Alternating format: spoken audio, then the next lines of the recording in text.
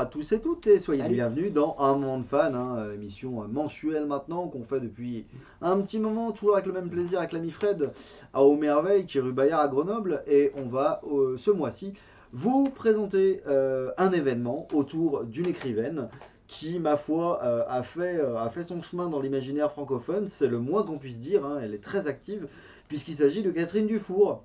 Donc on va vous présenter un petit peu sa personne et son œuvre de manière à préparer un événement qui va avoir lieu début avril. Fred, tu nous en parleras Le samedi du 5, coup le samedi 5. c'est Voilà. ça. En termes d'événements, puisqu'on en parle, puisqu'on est dedans, le 5, ce sera juste après, mais alors littéralement juste après, je risque d'être dans un état assez terrible pour faire l'interview, mais ce sera donc après le colloque Sur un SF. petit nuage. Sur un petit nuage, oui. Alors il y aura à mon Enfin, un avis. nuage qui atterrit. Je serai à moitié défoncé. Mais le fait est que oui, juste avant, les 2, 3 et 4 avril, vous avez toujours à Grenoble, à la Maison des Langues du campus universitaire, donc c'est-à-dire pile en face, mais littéralement pile en face de l'arrêt bibliothèque universitaire, et ben, salle Jacques Cartier, on aura le colloque science-fiction et handicap que j'organise donc les 2, 3 et 4 avril 2025. Vous pouvez retrouver tout le programme sur Stella Incognita, voilà, et le carnet hypothèse de Stella Incognita, ça se tape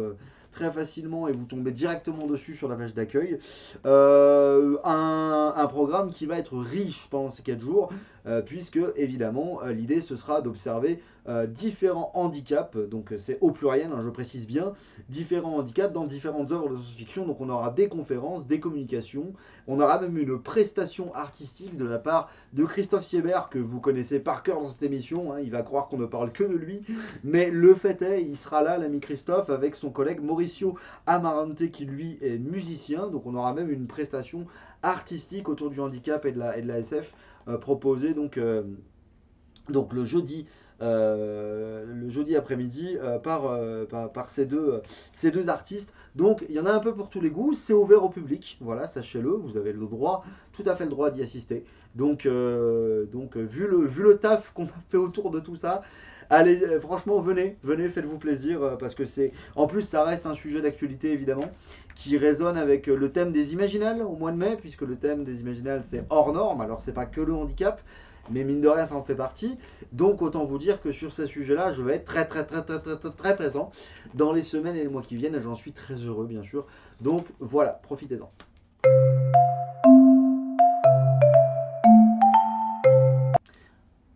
Est-ce que du coup, Fred, tu peux nous en dire un peu plus sur la venue de Catherine Dufour? Et ben donc, Catherine viendra le samedi 5 avril rencontrer son public à Aumerveille. Ça sera de 14h à 18h le samedi après-midi. Voilà, venez avec vos livres ou venez en acheter à la librairie. Enfin, c'est ouvert. Il faut en profiter. C'est pas tout le temps qu'on arrive à croiser Oui. Catherine. En ce moment, elle se déplace beaucoup, donc Oui. c'est une période intéressante. On la voit pas mal sur les réseaux. Oui, elle est très On active sur les réseaux. l'entend à la radio, Oui. à la télé Oui, oui, aussi. elle est très engagée, avec, très active. Voilà, elle est très active. Mm.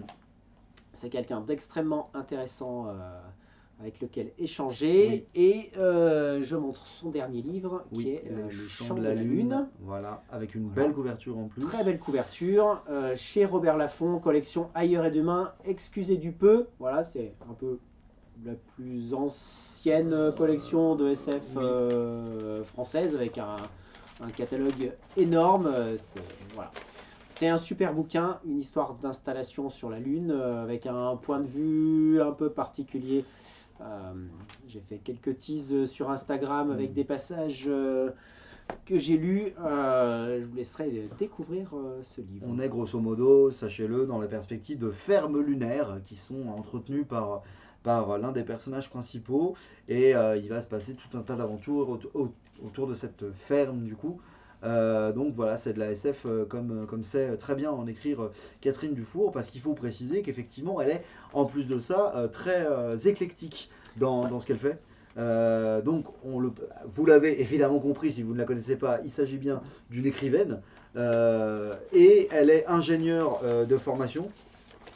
ingénieur informatique, si je ne dis pas, c'est ça, ingénieur informatique. Elle écrit depuis très longtemps, depuis tout jeune, mais elle n'a publié son premier roman qu'à 30 ans. Il faut savoir, alors moi je me rappelle encore de la sortie de ce roman-là, c'est te dire si ça commence à dater un peu, mais Alors c'est un vas-y, beau souvenir.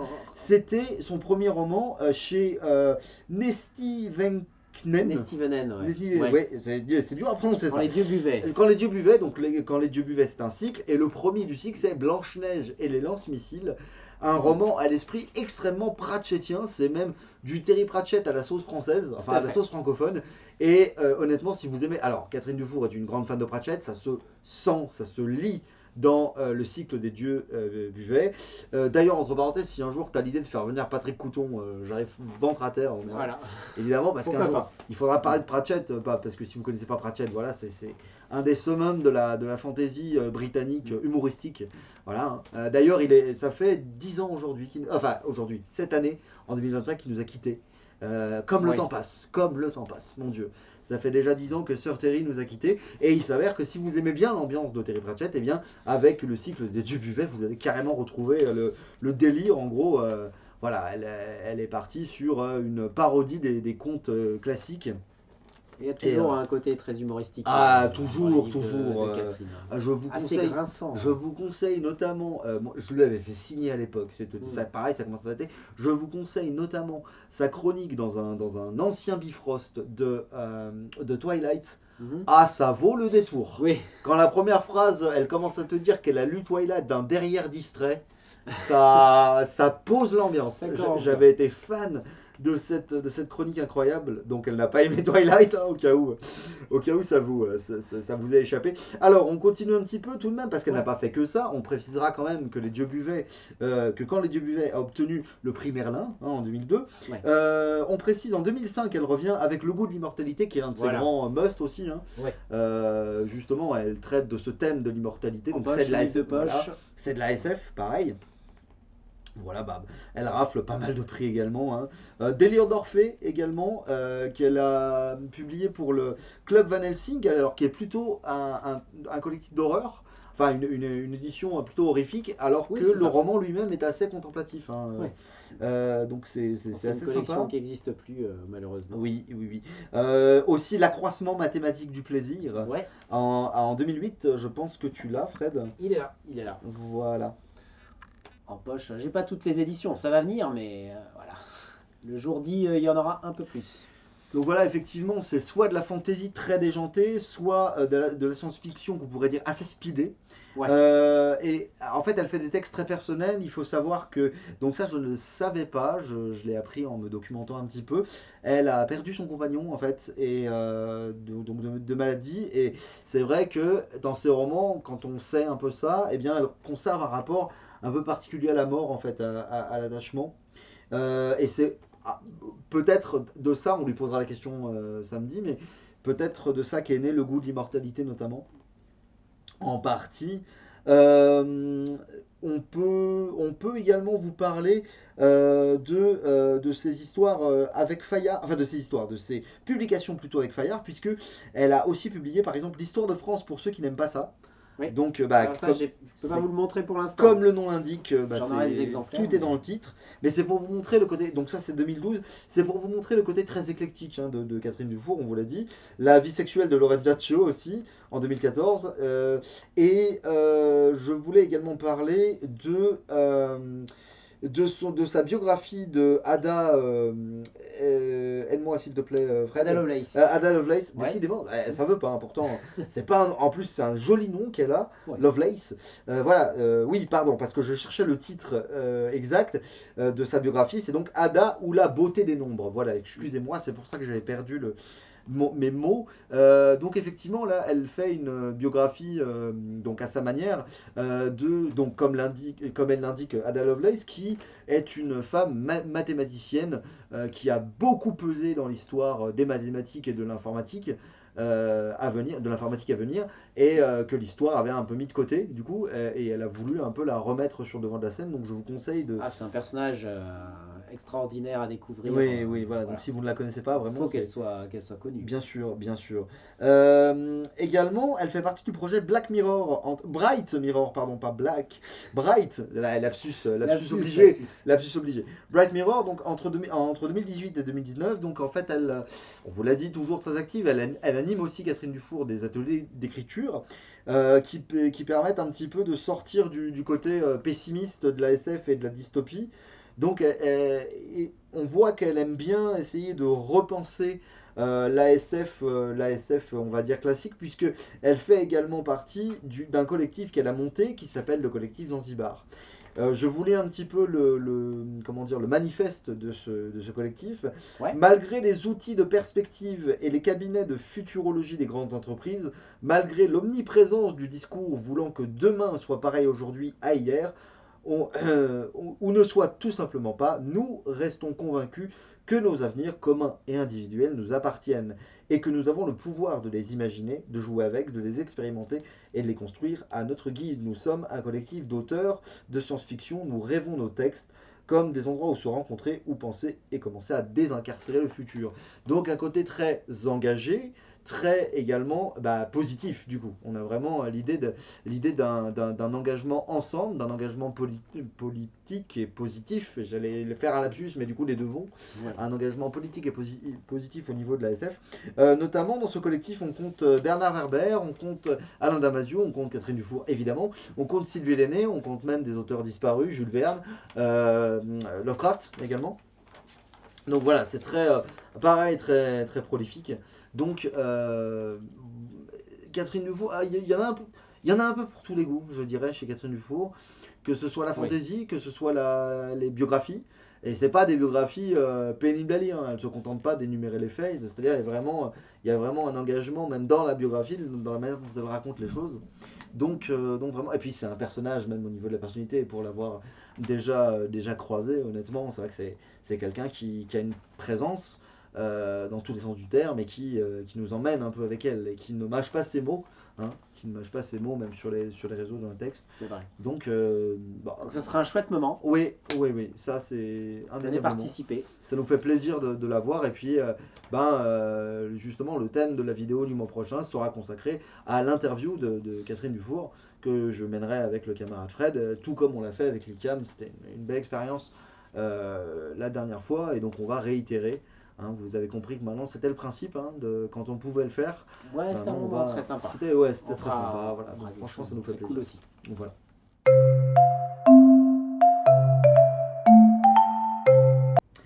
Et c'est un moment qu'on attend dans cette émission. Eh bien, c'est les unboxings. Il y a encore plein de papiers Ouh là qui là. sont arrivés au courrier. Vous imaginez pas. Voilà.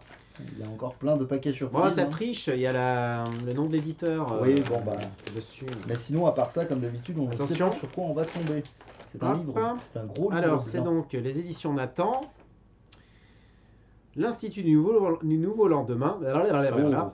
l'Institut du Nouveau Lendemain, Chloé Volmerlo. Je ne connais pas du tout. Chloé Volmerlo. Voilà, c'est une dystopie féministe d'une puissance rare, nous dit l'éditeur. À l'Institut du Nouveau Lendemain, il n'y a pas de fenêtre. Pas d'ailleurs, pas de passé, ni vraiment d'avenir. Les élèves sont des matricules. Parmi elles, Luce, dite L2106, a 17 ans. Elle est fière d'appartenir au rang 1. J'ai oublié le point 1. L'élite de l'établissement. Ça passe. Tout bascule lorsqu'un souvenir longtemps refoulé, interdit, remonte à la surface de son esprit. La lumière du jour, le monde d'avant les cataclysmes, son enfance. Une flamme se rallume. Et si une autre vie était possible en dehors des murs? Ah, ça a l'air bien ça. Effectivement. Hein? Très sympa. Effectivement. Et c'est à paraître en août, Tom. 28 août 2025. 2025 exactement. Bah écoutez, restez à l'affût. Et encore un unboxing donc. Avec Alors. une jolie enveloppe en trois petits cartes. Ouais. Avec un gros livre, oh là. Oula. Une jolie couverture. Et une petite Et carte. une petite carte. Voilà. Que je conserve. Paolina. Alors. déesse Athéna. Oh. Paulina. Ah, le quatrième est succinct. Hein. Il voulait en faire son otage, elle deviendra sa déesse. La dark romance aux 5 millions de lecteurs sur Wattpad. Ah. Tu lis sur Wattpad, toi? Alors non, Non. mais je connais le principe de Wattpad, Ouais. effectivement. Eh ben écoute, voilà. Est-ce qu'il y a autre chose avec?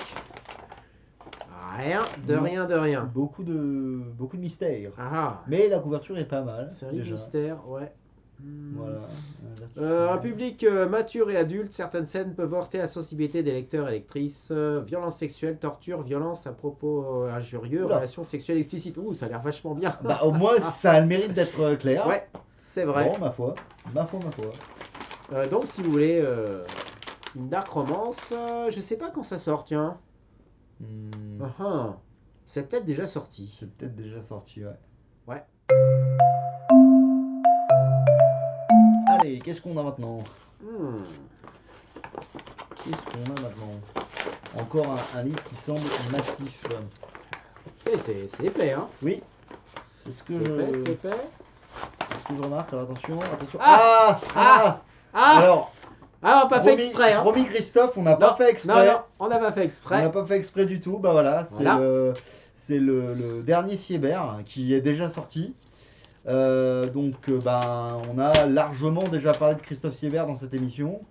Mais vraiment, promis juré, on a là c'est du hasard pur. Alors je ne l'ai pas encore lu, j'avoue, et Ouais. pourtant je l'ai sur mon étagère. Hein. Il faut que je prenne le temps de le lire, mais tu sais toi-même le colloque SF et handicap. D'ailleurs Christophe y sera, et on aura certainement l'occasion de parler de Une vie de saint. Hein. Une vie de saint. Voilà. La vie de Svatoj. Oui. Rasputin fictif par le prince du punk français. Voilà. Ah. En fait, Ah. le Svatosh, c'est un des personnages emblématiques du cycle de Christophe et de Merdra Ouais. Gorod. C'est un espèce de grand gourou religieux, sexuel, spirituel. Et donc là, bah, justement, Allez, je lis il le fait résumé. Allez, Parce qu'on aime bien Christophe Siebert. oui. Tour à tour perçu comme gourou, guérisseur, révolutionnaire, star de l'underground ou criminel proche du pouvoir, Nikolai le Svatoj, c'est dit comme ça? Oui. Svatoj. Alors, je connais pas assez le russe pour Ok. être sûr. Par contre, ça veut dire le saint, hein, Ok. justement. Ça, je suis sûr. Nikolai le Svatoj est à l'origine de l'attentat le plus meurtrier de Merdra-Gorod. Mm. Eh, t'as vu, je l'ai dit comme il faut. Hein. C'est bien, bravo. Putain. Ah, moi aussi, je me suis beaucoup trompé. Limite, je sais le dire à l'envers maintenant. Tu verras, Christophe, c'est impressionnant. Vas-y. Non, pas là. voilà. Je suis pas encore à s'entraîner. C'est de ma faute. Des années 1970 à nos jours, Une vie de saint rapporte la vie de cet anti-héros autant inspiré de Rasputin que de Mishima, dont les aventures à grand spectacle, violentes et romanesques, révèlent l'histoire cachée de la... Alors on dit RIM ou RIM? Moi, j'ai tendance à dire RIM pour RIM. République indépendante de Merdja-Gorod, Ok. mais Minuscule État coincé entre Russie et Ukraine. Putain, chute d'une... C'est pas trop l'endroit où t'as envie d'être ouais, coincé, et quoi. il est en Voilà. plus, malheureusement, j'ai envie de dire, il est pas mal dans l'actualité du coup, parce que Eh ben, voilà. Banzai. Chute d'une dictature, révolutions diverses, oligarques corrompus, rites démoniaques, sorcières au pouvoir surnaturel, cinéastes sanguinaires, histoire d'amour impossible. C'est presque de l'histoire réaliste. Hein. Oui. Ce nouveau roman fleuve plaira autant aux lecteurs d'Uchronie, de polar, de romans historiques que de fiction ésotérique ou Lovecraftienne. Mais aussi aux amateurs de poésie, car la langue de Siebert transmute ce plomb en or humain. Oh, c'est mignon Oh, ça, c'est comme joliment dit. formulation. Ah oui, je sais pas qui a très fait bien, très bien. le petit propos, mais c'est joli. Bravo. Parfait. Et ben voilà. Bah, c'est du Siebert, hein. Comme je vous dis, j'ai l'honnêteté de vous dire que je l'ai pas encore lu, mais je l'ai. Je vais tâcher d'ici le colloque SF et handicap de Grenoble de l'avoir lu. Et du coup, bah, c'est du Siebert, hein. Donc bon, on vous l'a longuement présenté, Christophe. Donc évidemment, allez-y. Hein. Mais public averti, ça vous le savez par contre. Et à mon avis, il n'a pas dérogé à sa règle.